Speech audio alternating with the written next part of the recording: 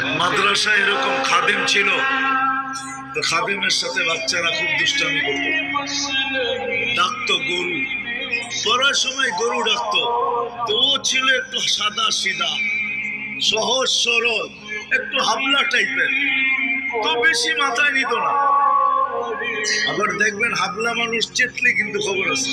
একদিন বৃষ্টি হইতেছিল প্রচন্ড, এর দায়িত্ব ছিল ছেলেদেরকে খানা পরিবেশন করা।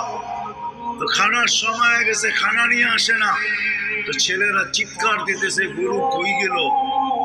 একটু পরে দেখতেছে খানা নিয়ে আসতেছে, তো সবাই চিৎকার দিয়ে বলতেছে ওই গরু এত দেরি করলি কেন।